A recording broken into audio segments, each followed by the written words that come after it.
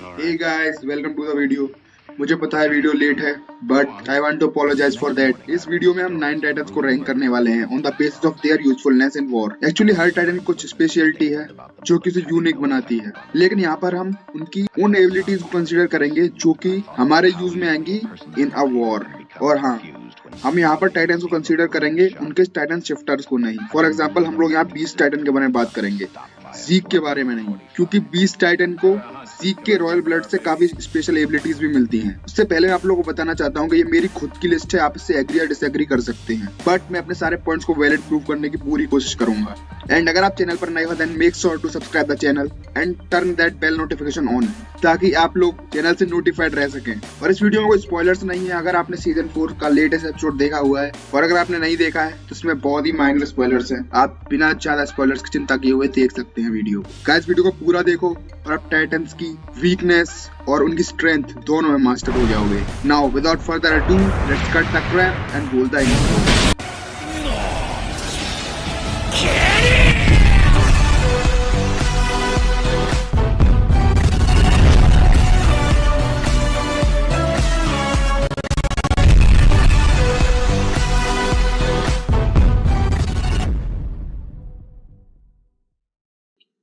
Titans को rank करने से पहले मैं आपको बता दूं कि कुछ एबिलिटीज हैं जो कि सारे 9 के 9 टाइटन्स यूज कर सकते हैं, जिनमें से फर्स्ट एबिलिटी है मेमोरी इनहेरिटेंस। मेमोरी इनहेरिटेंस की वजह से शिफ्टर्स को पुराने टाइटन शिफ्टर्स की पावर्स के अलावा उनकी मेमोरीज मिलती हैं। फॉर एग्जांपल एरन येगर को एरन टूगर की मेमोरीज मिली थी। और अगर आप सीजन 4 फॉलो कर रहे होगे तो आप लोगों को पता ही होगा कि पॉक गैलियार्ड को इमीर की पुरानी मेमोरीज मिली थी। इमीर जो कि जो टाइटन की पुरानी शिफ्टर थी, दैट्स व्हाई वो राइनर को अपने भाई की मौत का जिम्मेदार ठहराता है। गाइस, सेकंड एबिलिटी है रीजेनरेटिव हीलिंग फैक्टर। इस एबिलिटी को आपने एनिमे में बहुत बार देखा होगा। आपने देखा होगा जब टाइटन या फिर उसका शिफ्टर इंजर्ड होते हैं कि बॉडी स्मोक एमिट करती है और अपने आप को खुद ही हील करती है। थर्ड एबिलिटी है गाइस कर्स ऑफ इमीर। ये कोई पावर नहीं है बल्कि एक कर्स है जो कि हर टाइटन शिफ्टर शेयर करता है। बिकॉज ऑफ दिस, जो भी person one of the 9 titans inherit करता है उसका लाइफ स्पेन ओनली 13 ईयर्स ही होता है। Now it's time to rank the titans. Number 9, cart titan. Cart titan की हाइट है 4 मीटर। इसकी हाइट इसीलिए कम है बिकॉज ये 4 पैरों पर चलता है। अब इसकी पावर्स के बारे में बात करते हैं। इसकी सबसे प्राइमरी पावर है इसकी एंड्योरेंस, जो कि इसे कुछ महीने तक अपनी टाइटन बॉडी को रिटेन करने की पावर देता है। आपने सीजन 4 में देखा ही होगा, पीक बताती है कि वो 2 महीने से टाइटन फॉर्म में रहने की वजह से अपना नॉर्मल 2 पैरों पर चलना भी भूल चुकी है। ये टाइटन लंबे मिशन के लिए सूटेबल है। कार टाइटन और जॉ टाइटन को सबसे फास्ट टाइटन भी माना जाता है। इसकी पीठ पर आप मशीन गन भी फिट कर सकते हैं, जो कि आपको एक एडवांटेज देता है। इसका वीकनेस है इसका डिफेंस, दैट्स वाई इसे मेटल एलॉय आर्मर्स पहनाते हैं। साथ ही साथ इसका अटैक भी उतना इम्पैक्टफुल नहीं है, क्योंकि हम देख चुके हैं कि ये इकलौता टाइटन है जिसे मशीन गन की जरूरत पड़ती है for attacking. Number 8, jaw Titan.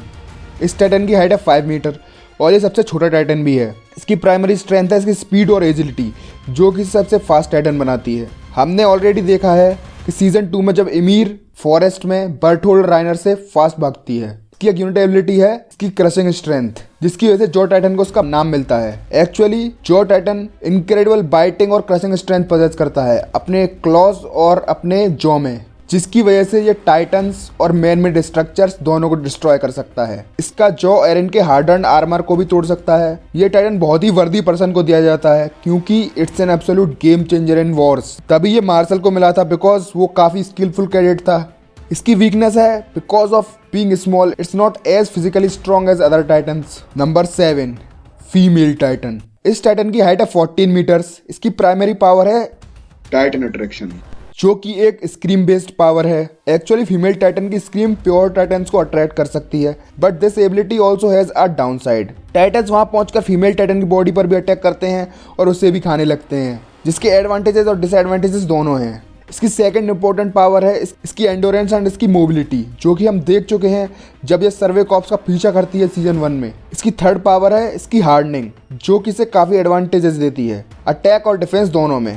Because हम ऑलरेडी विटनेस कर चुके हैं कि जब लीवाई और मीके इस पर कंटिन्यूसली अटैक कर रहे होते हैं, बट इसकी गर्दन पर कुछ ज़्यादा इम्पैक्ट नहीं पड़ता, साथ ही साथ उनके ब्लेड्स भी टूट जाते हैं। ये एबिलिटी से अटैक में भी हेल्प करती है। ड्यूरिंग अटैकिंग ये अपने फिस्ट को उस डायमंड लाइक हार्डनिंग से कोट कर सकती है और ज़्यादा से ज़्यादा डैमेज कर सकती है। Number 6 attack Titan. इस टाइटन की हाइट है 15 मीटर। गाइस इसकी प्राइमरी पावर है फ्यूचर मेमोरी इनहेरिटेंस, मतलब ये टाइटन अपने फ्यूचर इनहेरिटर्स की मेमोरीज भी देख सकता है। जैसे कि एरन क्रूगर को मिकासा और आर्मिन के बारे में पता था बिकॉज उसने एरन की मेमोरीज देखी थी। इसके साथ साथ अटैक टाइटन काफ़ी हेविली बिल्ट, स्ट्रॉन्ग, एजाइल और इसकी एंड्योरेंस का भी कोई जवाब नहीं है, जो कि हम काफ़ी बार विटनेस कर चुके हैं। जैसे इसने अपनी सबमिशन मूव से राइनर का आर्मर भी तोड़ दिया था। इसके पास मोस्ट ऑफ द टाइटन्स की तरह हार्डनिंग एबिलिटी भी है, जो कि इसे अटैक और डिफेंस दोनों में ही अपर एज देती है। Number 5 beast Titan. इसकी हाइट है 17 मीटर और क्योंकि जीक इसका शिफ्टर है इसलिए ये एक्सेप्शनली स्ट्रॉन्ग है। जीक रॉयल ब्लड लाइन से बिलोंग करता है, जिसकी वजह से वो फाउंडिंग टाइटन्स की पावर भी कुछ हद तक यूज कर सकता है, जो कि है माइंडलेस टाइटन को कंट्रोल करना, जैसा कि इसने सीजन 2 में किया था टाइटन से रात में अटैक करवा कर। और ये सब्जेक्ट्स ऑफ एमीर को भी टाइटन में कन्वर्ट कर सकता है। अगर किसी पर्सन को जीक का स्पाइनल फ्लूइड दे दिया जाए और उसके बाद जीक स्क्रीम करे तो वो पर्सन टाइटन में ट्रांसफॉर्म हो जाएगा। इसी एबिलिटी की वजह से जीक ने कोनी के पूरे विलेज को टाइटन में बदल दिया था और सीजन 4 के एपिसोड 1 में आप उस स्क्रीम बेस्ड एबिलिटी का एक बेटर लुक देख चुके हैं। ये तो हुए 20 टाइटन के एबिलिटीज बिकॉज ऑफ जीक, जो कि इस वीडियो में हमने कंसीडर नहीं किया है।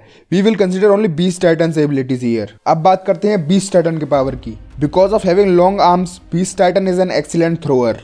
वो लॉन्ग रेंज प्रोजेक्टाइल अटैक्स में माहिर है, जो कि सीजन 3 के लास्ट में हम लोग देख चुके हैं कि कैसे इसने एयरविन और काफ़ी सारे कैडेट्स को धूल में मिला दिया था जस्ट बाई थ्रोइंग रॉक्स। इसके अलावा ज़्यादा टाइटन की तरह ये भी हार्डनिंग यूज़ कर सकता है, जो कि अटैक और डिफेंस दोनों में हेल्प करता है। बट इसकी एक मेजर वीकनेस है, तभी ये स्पॉट 5 पर है, जो कि है इसकी slow movements. Beast Titan size में काफ़ी बड़ा और भारी है, जो इसे काफ़ी स्लो बनाता है। आपने देखा होगा सीजन 4 के फर्स्ट एपिसोड में जब इसके प्रोजेक्टाइल्स रिबाउंड हो जाते हैं, ये अपने डिफेंस में हिल भी नहीं पाता, तब आर्मर टाइटन खुद आगे आकर इसे बचा लेता है।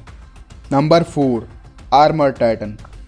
आर्मर टाइटन की हाइट है 15 मीटर। जैसा कि आपको इसके नाम से पता लग रहा होगा, it has layers of plated armour like segments of hardened skin, जो कि इसकी टाइटन बॉडी को प्रोटेक्ट करते हैं। सीजन 1 में आप देख चुके हैं कि ये इवन कैनन फायर भी झेल चुका है और मैन्यूवरिंग इक्विपमेंट्स लाइक ब्लेड्स का भी इस पर कोई खास फर्क नहीं पड़ता। आर्मर टाइटन काफ़ी हैविली बिल्ट है, मस्कुलर है और फास्ट भी है, और ये अपने आर्मर्ड स्किन को शेड करने के बाद और भी फास्ट हो जाता है। इसका बिल्ट एरन के टाइटन की तरह ही है और ऊपर से इसका आर्मर और ये हार्डनिंग का भी यूज़ कर सकता है उन पॉइंट्स पर जहाँ पर इसका आर्मर नहीं पहुँच सकता, लाइक इसके जॉइंट्स, जो इसे एक अपर एज देता है। इसके कुछ डिसएडवांटेजेस भी हैं, जैसे कि फुल आर्मर टाइटन में ये बस मॉडरेट स्पीड से भाग सकता है, साथ ही साथ modern weaponry can damage it's armour. जैसा कि हम देख चुके हैं कि सर्वे कॉप्स के advanced missiles has penetrated through it's armour, और सीजन 4 में एंटी टाइटन आर्टिलरी ने भी इसको पूरी तरह डैमेज कर दिया था। Number 3 colossal Titan.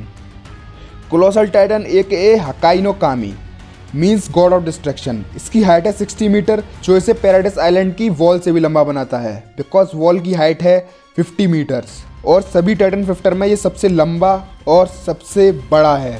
अब आते हैं इसकी पावर्स पर। इसकी सबसे प्राइमरी पावर है एक्सप्लोसिव ट्रांसफॉर्मेशन। वैसे तो सारे टाइटन्स हीट एनर्जी प्रोड्यूस करते हैं during their transformation, but colossal Titan इसे अलग ही लेवल पर ले जाता है। Actually colossal Titan can control the release of energy during its transformation. Example season 1 में ट्रोस डिस्ट्रिक्ट में जब बर्टोल्ड ट्रांसफॉर्म होता है तो उसके विंड ब्लास्ट से कुछ ट्रेनी नॉकआउट हो जाते हैं, लेकिन जब वो सीजन 3 में शेगानचन डिस्ट्रिक्ट में ट्रांसफॉर्म होता है तो वो बहुत बड़ा धमाका करता है, जिससे बहुत सारे स्काउट्स मर जाते हैं और पूरा सिटी लगभग डिस्ट्रॉय हो जाता है। इसकी सेकंड पावर है steam emission. Heat energy control करने के साथ साथ कोलोसल टाइटन अपनी बॉडी से निकलने वाले स्टीम को भी कंट्रोल कर सकता है। नॉर्मली जब अदर टाइटन्स हील होते हैं तब उनकी बॉडी स्टीम एमिट करती है, बट कोलोसल टाइटन कभी भी स्टीम एमिट कर सकता है। एक्चुअली वो उसके मसल फाइबर्स को बर्न करता है अपनी बॉडीली हीट से, जिससे स्टीम बनता है। ये स्टीम टेम्परेचर को बहुत ज़्यादा इंक्रीज कर सकता है और आसपास की सारी चीज़ों को रोस्ट कर सकता है, जैसा कि हम सीजन 3 में देख चुके हैं कि कोलोसल टाइटन की स्टीम की हीट से आर्मिन लगभग मर ही गया था। इसकी थर्ड पावर है इसका size. Being 60 metre tall gives a tons of advantages, like reaching him is a real deal. आपने सीजन 3 की एंडिंग में देखा ही होगा कैसे कोलोसल टाइटन एरिन के अटैक टाइटन को एक ही लात में नॉकआउट कर देता है और एरिन बस उसके घुटने तक ही पहुंच पाता है। अब आते हैं इसकी वीकनेस पर। इसकी सबसे बड़ी वीकनेस है the more steam it emit the lankier he will become. मतलब जितना ज़्यादा स्टीम ये एमिट करेगा उतना ही पतला ये होता चला जाएगा, बिकॉज स्टीम एमिट करने के लिए ये अपना ही मसल बर्न करता है। और इसकी एक वीकनेस है जो कि है इसकी स्लो स्पीड। अपने ह्यूज साइज की वजह से it can't move very fast. Number 2 Warhammer Titan. इसकी हाइट है 15 मीटर। इसकी फर्स्ट पावर है स्ट्रक्चरल हार्डनिंग, जो कि बाकी टाइटन से अलग ही लेवल पर है। साथ ही साथ ये उस हार्डनिंग को मैनिपुलेट करके वेपन्स बना सकता है। ये वेपन्स हार्ड भी हो सकते हैं, लाइक इसका सिग्नेचर वेपन वॉरहेमर, स्पाइक्स और सॉफ्ट वी लाइक क्रॉसबो और व्हिप। अब आते हैं इसकी सेकंड एबिलिटी पे, जो कि है रिमोट ऑपरेशन। जैसा कि हम जानते हैं कि सारे टाइटन्स के ऑपरेटर उनके गर्दन के पीछे ही होते हैं, बट वॉरहेमर टाइटन के केस में ये सब नहीं है। एक्चुअली इसका टाइटन शिफ्टर अपनी पोजीशन भी मैनिपुलेट कर सकता है, like it can control the Titan from a distance, जिसमें टाइटन और उसके ऑपरेटर एक स्ट्रिंग के थ्रू कनेक्ट रहेंगे, जो कि टाइटन की डिफेंस मैकेनिज्म को नेक्स्ट लेवल बना देता है। और ये सब हम AOT के लेटेस्ट एपिसोड में देख ही चुके हैं। इस टाइटन की कोई भी नोन वीकनेस भी नहीं है। Number 1 founding Titan. गाइस इस टाइटन की हाइट है 13 मीटर, बट ये एनाटॉमिकल मैनिपुलेशन भी कर सकता है। बिकॉज ऑफ दैट ये अपनी हाइट और अपनी अपीयरेंस दोनों को चेंज कर सकता है। अब गाइस ये टाइटन इसीलिए स्पेशल है क्योंकि ओनली एक रॉयल ब्लड लाइन से बिलोंग करने वाला पर्सन ही इसके फुल पोटेंशियल को यूज कर सकता है। बट अगर non blood line related person किसी ब्लड लाइन रिलेटेड पर्सन के कांटेक्ट में होने के बाद उस फीमेल टाइटन की पावर को यूज कर सकता है। लाइक जब एरेन डायनाफ्रिज के टाइटन के कांटेक्ट में होता है, ही कंट्रोल्ड द टाइटन्स, जो कि बाद में डायनाफ्रिज और राइनर दोनों पर अटैक कर देते हैं।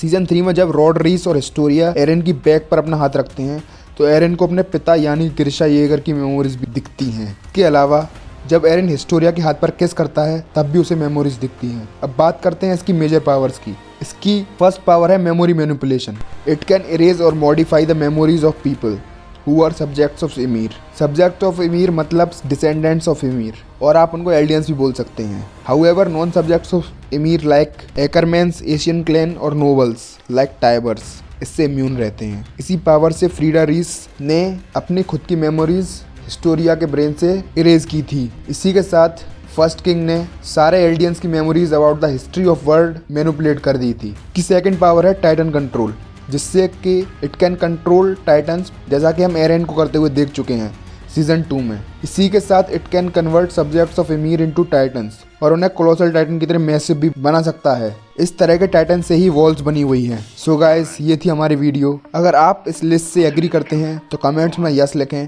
और एग्री नहीं करते हैं तो कमेंट्स में अपनी लिस्ट भी बताएं। इसी के साथ वीडियो को लाइक करो और अपने AOT टार्ट फ्रेंड्स के साथ शेयर करो, और चैनल को सब्सक्राइब करना भी मत भूलना। I will see you in the next video. तब तक के लिए बाय बाय, स्टे ट्यून्ड।